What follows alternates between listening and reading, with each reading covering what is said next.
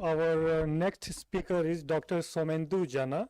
Dr. Jana has been working in propulsion division, CSIR NAL, since the last 25 years, after his PhD in mechanical engineering from IIT Kharagpur. At present, he is working as the chief scientist and head of propulsion division of CSIR NAL. His area of research work is rotor dynamics, bearings, vibrations, and external dampers for rotating systems. He has also been involved in the area of R&D of turbo machinery of aero engines. He has published 25 journal papers, 55 conference papers, and 30 project documents during his professional career. He has been member of various learned bodies such as Bureau of Indian Standards, Mechanical Vibrations and SOX Sectional Committee, MED 28, Tribology Society of India, Aeronautical Society of India, Institute of Smart Structures and Systems, ISSS IISc India. He has been awarded National Design Award in Mechanical Engineering for the year 2013 by National Design Research Forum of Institution of Engineers. Besides few other excellence awards from CSIR NAL. So I will request Kulkarni sir to kindly welcome Dr. Jana with a bouquet and a memento.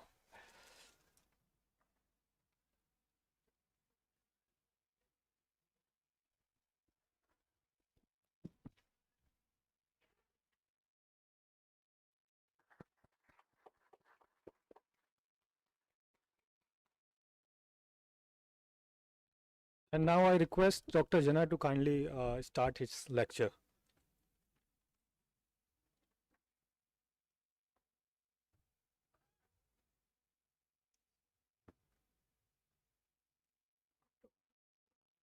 You can change it from this is the lighter and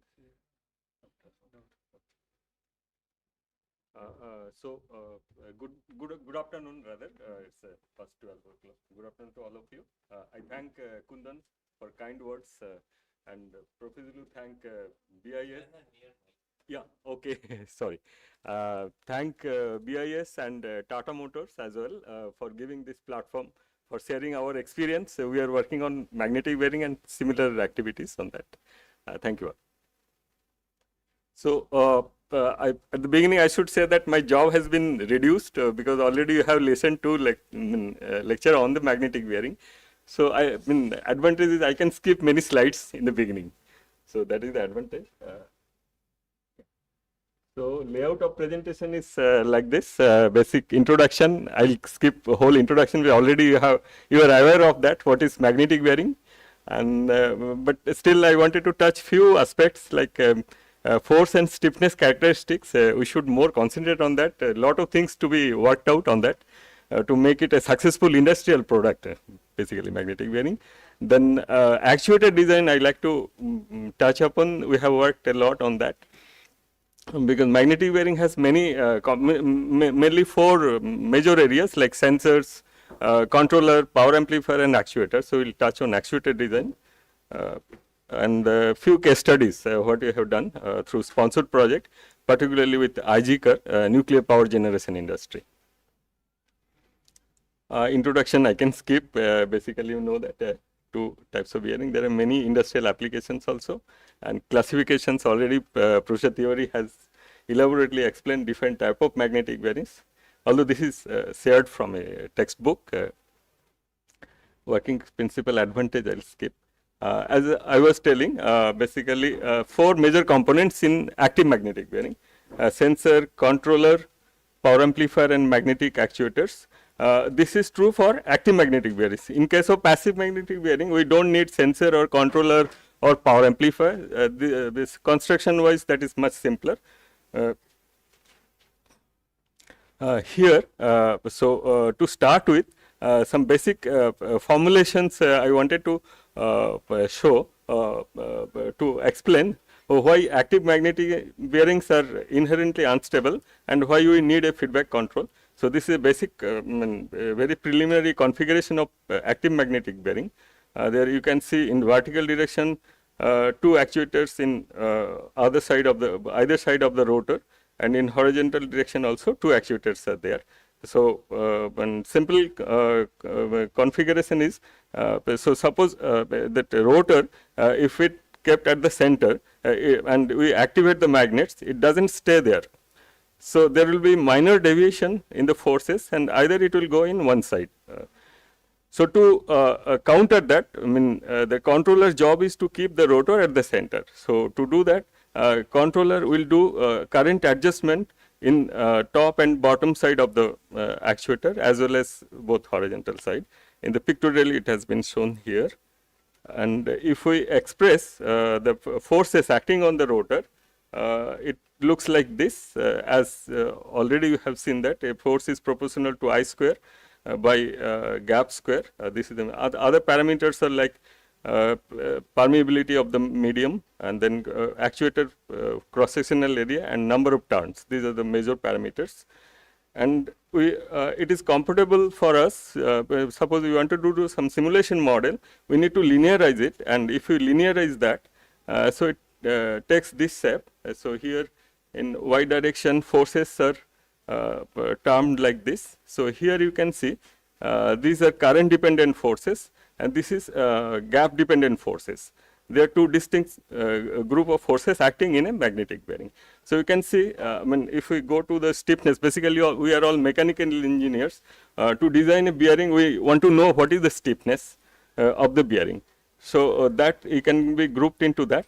And as it is an active feedback control systems, the current can be replaced in terms of gap as well as velocity of the gap, basically first derivative of the gap. So this we normally call it as proportional stiffness factor, and this is derivative stiffness factor. Integral we are not considering in this for the simplicity, sake of simplicity. Now all this replacement, finally we get the force expression like this. Here you can see this part is positive and this part is negative. So this will result into positive stiffness. Suppose if you wanted to evaluate stiffness, sorry, like this, kx is df by dx if you do a simplistic manner. So this part will result into positive stiffness, and this will result into negative stiffness. So I normally conventionally will call it, this is a positive current stiffness or positive stiffness of magnetic bearing. This is negative stiffness. So this inherently negative stiffness, we know that any system it becomes unstable. That's why if feedback control is not there, this part becomes 0, then your magnetic bearing is unstable. It goes to any one side. To counter that, we introduce feedback control, and that whole thing we wanted to bring it to a positive side. So then somebody can think that if I increase this gain very high, so we'll get very high stiffness, but that also has a penalty. That we can see here if we plot the stiffness versus rotor gap. Here you can see for very high gain, we are getting stiffness versus rotor gap parameter is like this, I mean characteristics is like this. From here we can see the moment this curve crosses 0 line, this region the bearing becomes unstable. So we cannot increase the stiffness as we wish. So there is some optimization. So here very low stiffness, we can get a wide range of stable operation of the magnetic bearing. But in that case stiffness is low, so we cannot take large load. So there is penalty.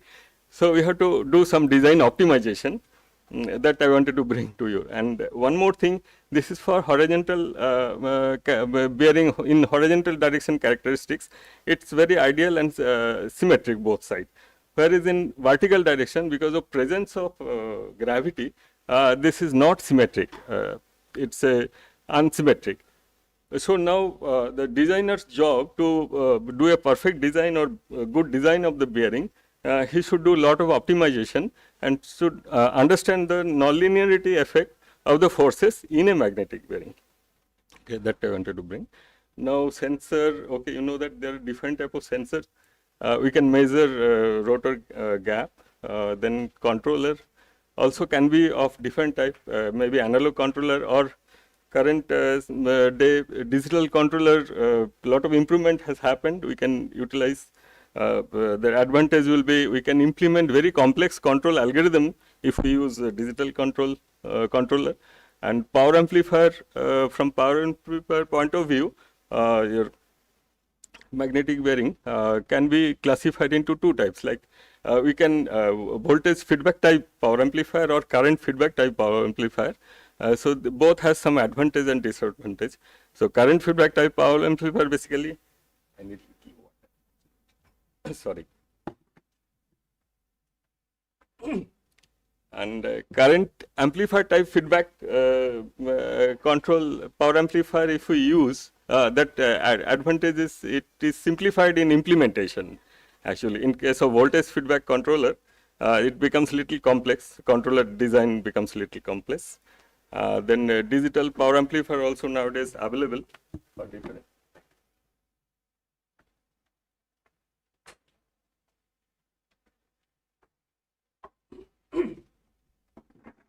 Pulse width modulation, plus there are many other advanced digital power amplifiers also available, where loss of power will be much less as compared to analog.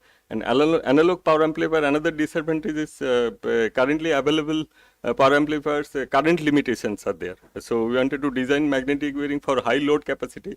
We need to have higher current capacity power amplifier, that is the limitation. Whereas digital power amplifier, we can go for very high current level, 100, 200 amps current also it can take. So different configuration, as Professor Tiwari mentioned, that actuator basically can be homopolar and heteropolar configurations are there. It can be conical also. So heteropolar, homopolar already explained by Professor Tiwari. And now if designer should look into the performance of AMB, particularly we wanted to see that in dynamic situation, how AMB can support the rotor loads, basically dynamic load capacity. That depends on a few parameters like actuator cross section area, then current, peak current voltage of the controller, and other few parameters are there. Mathematically you can explain, this graphs explains very nicely. Suppose this is dynamic load capacity of the actuator. The moment we are operating at higher frequency, basically higher speed of the rotor, so drastically that force comes down. So we may be designing a bearing for a particular load capacity, but as the speed increases, its load capacity decreases. And what factors does that? Basically inductance gives, that is the main culprit for reducing the dynamic load of a magnetic bearing. So to avoid that, we need to design magnetic actuator basically whose inductance can be as low as possible. Okay, but if inductance again depends on cross sectional area and number of turns. So if you wanted to have low, so we need to reduce area and number of turns, but that is again problem, your total load capacity will reduce. So all this, there are different type of optimizations are there. Actually, we did some experiment to design actuator which can have higher dynamic load capacity. So we found out that if we have multiple coil actuator technique, so multiple coil means in same actuator we can have multiple coil. Then in number, basically we are dividing n. Suppose if we have a single coil, n is 100 turns. If we have 10 coils, the n becomes 10 turns. Then basically it becomes 100 times less inductance. Then your dynamic load capacity will increase. And this has been patented also, and we have used this for one of the high-speed magnetic bearing design. I will show you in the later some application. So here you can see at different frequencies we have captured. Basically, we are asking some force to be generated by the actuator, but actually there will be phase lag. And if phase lag happens, that is very detrimental, and if it goes more than 90 degrees, that itself will destabilize the system. So all these factors designers should consider when designing actuator, particularly for high speed application. Here you can see for 90 hertz, such a large difference for jumping from, for using two coil system as compared to the single coil system. So if we go for multiple coil system, we can get much more advantage in terms of dynamic load capacity. So this I wanted to bring to your notice. Then I'll talk about case studies. Quickly, I'll try to complete these things. Here, basically, we have worked almost 2-3 decades on this in National Aerospace Laboratory. One group is working. After my PhD, I joined that same group. So first project was done in NAL was 5-axis levitation. This was supported by AR&DB. So we thank AR&DB also because we get some seed funding for research. And it's a typical Jepcot type rotor, 2 bearings and 1 disc type. And it's a complete passive levitation. Passive levitation in the sense, and subsequently I'll talk about sodium pump prototype vertical rotor. We have gone into different steps of design. Then we have done demonstration of 30,000 RPM 10 kg rotor for GTR one gas turbine engine application purpose. Also, we have done some magnetic bearing design, and finally one demonstration on passive levitation. That is a combination of basically foil bearing and passive magnetic bearing, where somebody questioned that controller we can avoid fully. So that also you could demonstrate up to 40,000 RPM. That is a specific application I'll talk about later. In this is very old, maybe around 2002, 2003 we had designed that thing.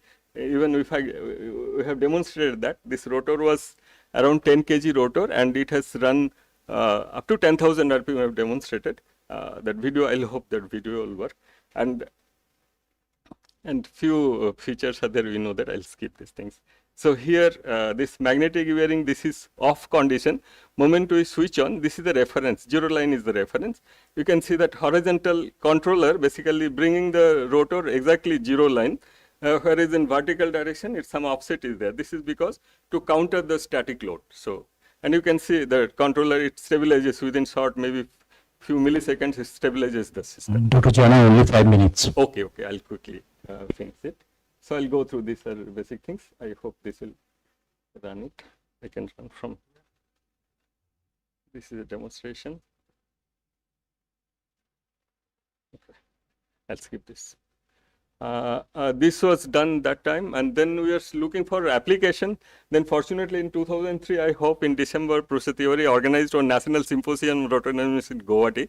There we could meet IGCAR scientists, and they said they need magnetic bearing for sodium pump. They are basically conventional bearing lubricant. If leaks to the liquid sodium, it's a catastrophe, and some cases has happened.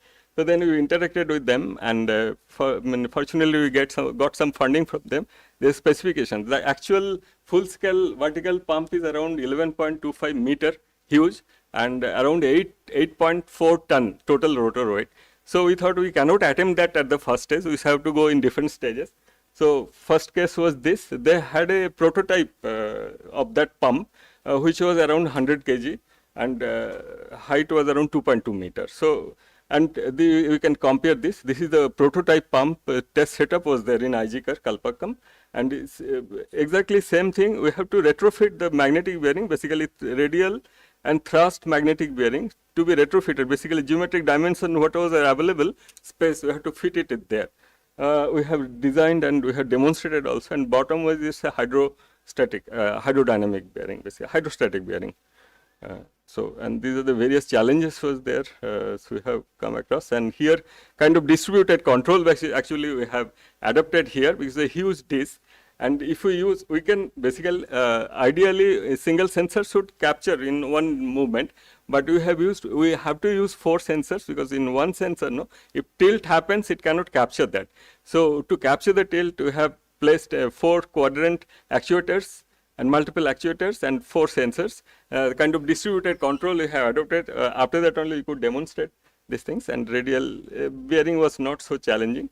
And this was the test setup photo, and some of the rotor dynamic analysis results are there. Hence, it was, and some critical speed was there somewhere before the final speed was up to 2,900.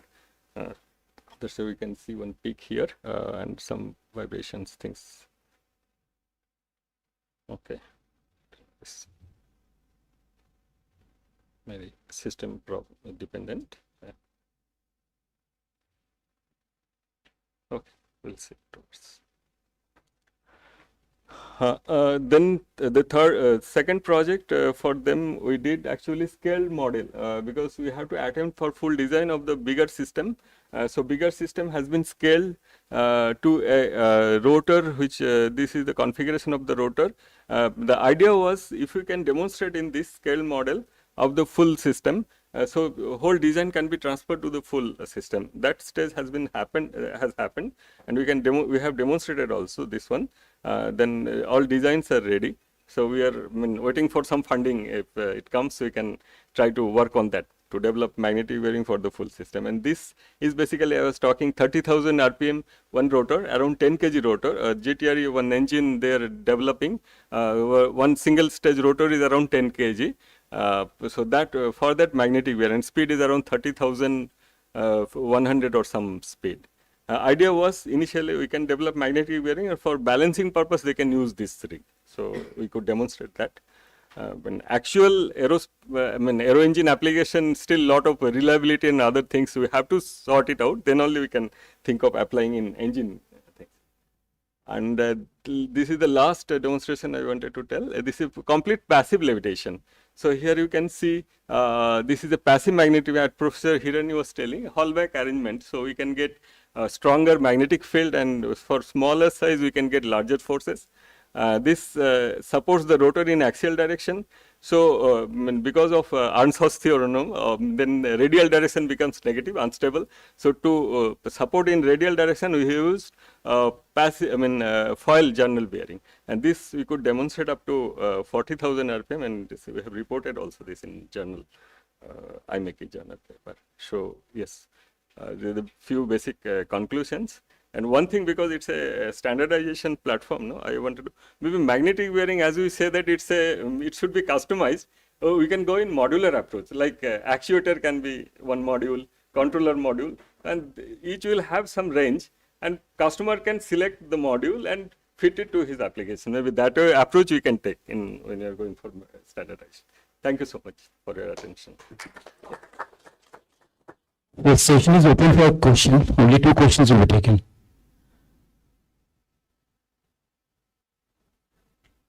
Any questions? Yeah, please. Although I was not encouraging academicians, but now I am helpless. This regarding the, I think you talked about the optimization of the stiffness with the gap. So that is the variation with the bias current. Your 3 curves were there. No, gap. So The gap is the gap horizontal. and feedback gain, proportional gain. I can. Yeah. So Okay. yeah, I'll open that thing. Yeah. So gain, how you are getting? You are getting from the bias current. Gain, we can get gain is we have to consider full path. Like sensor Okay. also will give one gain. Okay, everything. Controller also some gain will be there, and bias current obviously it contributes the majority of the gain. Okay. But you are talking about linear stiffness coefficient. Linear stiffness coefficient, yeah. No. But you said ki That nonlinear is for effect is- nonlinear forces and nonlinear stiffness. Wanted to see that how nonlinear, that is the actual. If you linearize, it will be throughout the gap, a single stiffness value. Okay. And we use that for modeling purpose. When in practical purpose, it doesn't happen like that. Okay. We get much smaller zone, stable zone, operating zone. If you use actual nonlinear stiffness, if you use in the model. Yeah.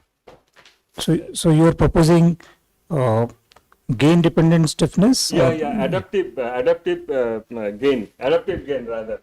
So depending on rotor position within the gap, we can change the gain, feedback gain. So that is possible if we use digital controller kind of thing.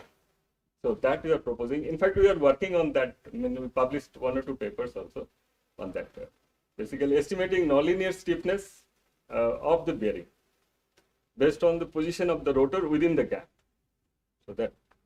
The bearing system which you are talking about for the sodium, Yes, doesn't sodium liquid sodium, doesn't it get affected?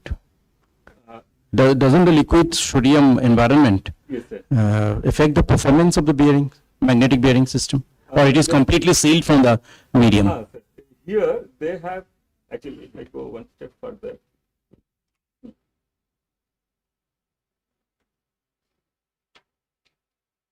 Here They will have one cover, argon cover will be there, some region. The whole system is totally sealed. Still, yes.